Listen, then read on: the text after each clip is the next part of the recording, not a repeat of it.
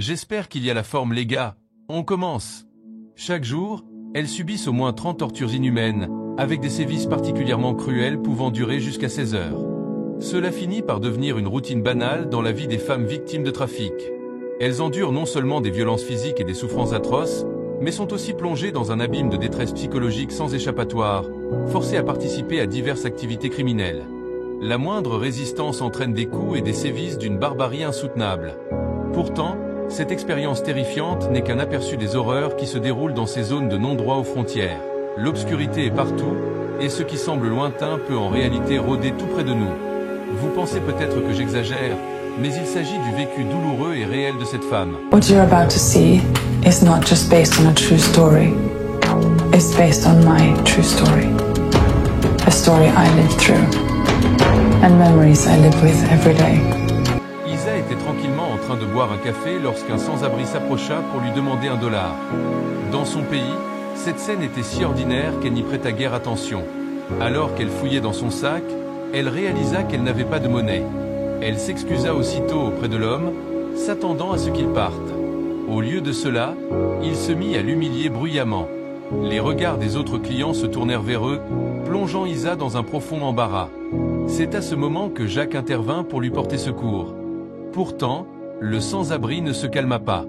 Bien au contraire, il prit le sandwich d'Isa et se mit à le manger, tout en lançant des insultes grossières à Jacques.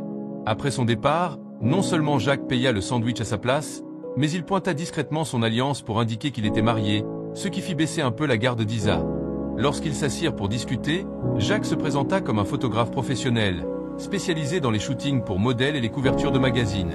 Il expliqua qu'il avait été séduit par la silhouette élancée et le visage parfait d'Isa, et lui proposa de venir prendre des photos pour son agence. Bien qu'elle fût flattée, Isa, méfiante face à une invitation d'un inconnu, déclina poliment l'offre. Jacques ne sembla pas vexé. Au contraire, il lui tendit sa carte et mentionna qu'il pourrait lui offrir $10 000 pour une simple séance photo. Cette proposition fit palpiter Isa, mais elle ignorait qu'il s'agissait en réalité d'un piège orchestré par Jacques et le sans-abri. Plus tard, Isa en parla avec enthousiasme à son mari. Ce dernier, sans trop réfléchir, donna son accord et l'encouragea à tenter l'expérience. Isa se rendit à l'adresse indiquée sur la carte, mais en découvrant l'immeuble décrépit, elle ressentit une certaine déception. Elle sortit son téléphone et appela Jacques, qui sortit peu après du bâtiment pour l'accueillir. Isa exprima immédiatement ses doutes, mais Jacques lui expliqua que la magie se crée devant l'objectif et que cet endroit n'était qu'un lieu de travail temporaire. Pour la rassurer, il lui proposa même de venir avec son mari. Bien qu'Isa ne veuille pas perturber le travail de son époux, cette suggestion la mit légèrement plus à l'aise. Elle finit par suivre Jacques à l'intérieur. Dans le couloir, l'éclairage tamisé et l'atmosphère sinistre firent grandir en elle un vague sentiment d'inquiétude. Mais lorsqu'elle arriva devant le studio, une assistante à la peau claire et au sourire chaleureux vint l'accueillir, complimentant sans retenue sa silhouette et son visage, qu'elle qualifia de « parfait pour la photo ». Sous le flot de compliments et face à l'équipement professionnel qui l'entourait, les dernières appréhensions d'Isa s'envolèrent. Sous l'influence du discours mielleux de l'assistante, Isa se sentit peu à peu gagnée par l'excitation. En se regardant dans le miroir des toilettes, elle trouva son reflet de plus en plus parfait, comme si elle voyait poindre l'espoir d'une vie meilleure pour sa famille. Elle se dirigea vers le studio avec assurance et commença à poser pour Jacques. Bien que nerveuse face à l'objectif pour la première fois, ses gestes raides et son sourire forcé ralentissaient à peine la séance. Jacques, d'une patience infinie, la guidait avec bienveillance et la détendait par des plaisanteries. Peu à peu, Isa trouva ses marques. Ses mouvements gagnèrent en naturel, et la matinée de shooting se déroula sans accroc. À la fin, Jacques lui annonça qu'il retoucherait les meilleures photos pour les promouvoir, ajoutant qu'avec un peu de chance, une marque pourrait même l'engager comme égérie. Le cœur débordant de gratitude, Isa le remercia chaleureusement. Cette première incursion dans le monde de la mode l'enthousiasmait. De retour chez elle, elle partagea la nouvelle avec son mari, et tous deux, émus, crurent enfin à l'amélioration de leurs conditions de vie. Quelques jours plus tard, Jacques la rappela.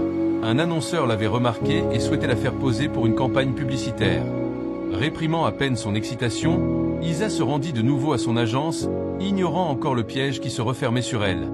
Bien que l'agence soit désertée ce jour-là, Isa, confiante après sa première expérience, n'y prêta pas attention. Elle ignorait qu'elle venait de franchir le seuil d'un cauchemar. Dès qu'elle entra, Jacques révéla son vrai visage. Il verrouilla la porte du studio, puis, avec un sourire malsain, prit une photo d'Isa, clichée dans un moment de confusion. Lentement, il retira son alliance, la fit tourner entre ses doigts avant de la jeter au sol. Sortant un couteau, il lui intima l'ordre de ne pas résister. Isa, tremblante de terreur, comprit qu'elle était piégée. Tentant discrètement d'appeler à l'aide, elle découvrit que son téléphone n'avait aucun réseau. Jacques la força ensuite à se laver rapidement dans la salle de bain. Pâle d'effroi, elle obéit, claudiquant de peur. Une fois dans la pièce, paniquée, elle fouilla frénétiquement son sac pour y découvrir des tenues provocatrices.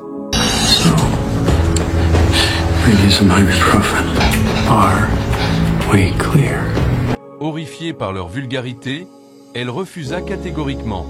La réponse de Jacques fut brutale, un coup précis à la nuque. La douleur foudroya Isa, la laissant sans force. La technique, trop maîtrisée, trahissait une sinistre expérience. Sous les menaces de Jacques, Isa n'eut d'autre choix que d'enfiler les vêtements préparés.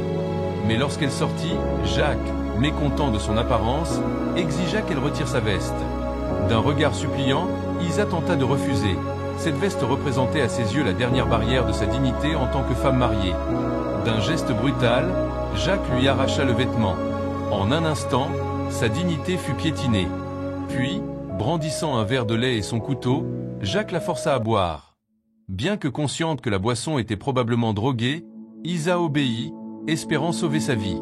Après qu'elle eut avalé le liquide, Jacques lui ouvrit de force la bouche pour s'assurer qu'elle avait tout ingurgité. Il l'obligea ensuite à poser. Malgré sa répugnance, Isa dut se soumettre. Sous les flashs incessants de l'appareil photo, elle tenta d'abord de se cacher, mais peu à peu, sa conscience devint trouble. 1 minute, 2 minutes, 3 minutes passèrent. Soudain, le verre tomba et se brisa en 1000 morceaux. Le corps d'Isa s'effondra lourdement sur le sol, inconscient. À son réveil, elle se retrouva jetée entre les mains de divers hommes, subissant chaque jour jusqu'à 16 heures de sévices inhumains. Même lorsque la douleur la plongeait dans un état second, son calvaire ne cessait pas. Mais lorsque leurs pratiques devinrent de plus en plus perverses, Isa ne put plus supporter cette humiliation.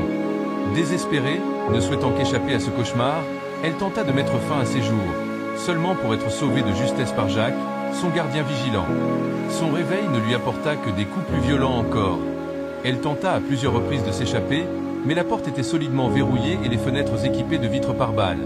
Cette pièce avait été spécialement aménagée par ce réseau criminel. Un jour, se regardant dans le miroir, Isa éclata en sanglots en contemplant son reflet méconnaissable, rongé par le regret d'avoir cru en ce prétendu travail bien rémunéré. Mais il était trop tard. C'est alors que son mari, fou d'inquiétude, se présenta chez Jacques. Dès qu'il l'aperçut, il demanda anxieusement des nouvelles de sa femme après la séance photo.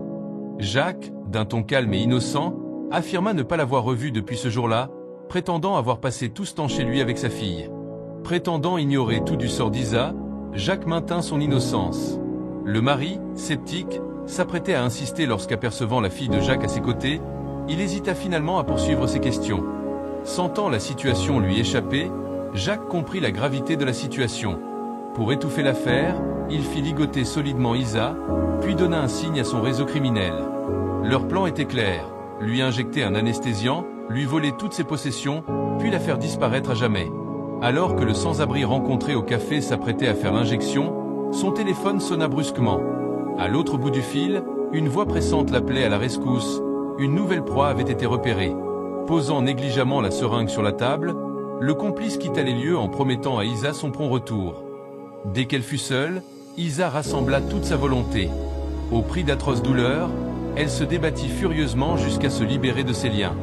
Se précipitant vers la table, elle s'empara de l'anesthésiant avant de regagner précipitamment son lit, feignant le calme. Quand Jacques entra pour vérifier, son regard fouilla immédiatement la pièce, la seringue avait disparu. Alors qu'il se penchait pour chercher...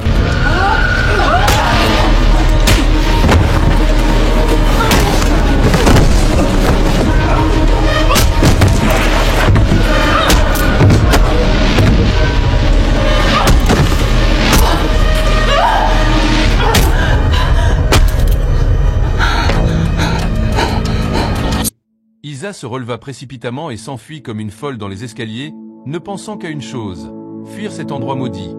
La peur d'être rattrapée lui donnait des ailes.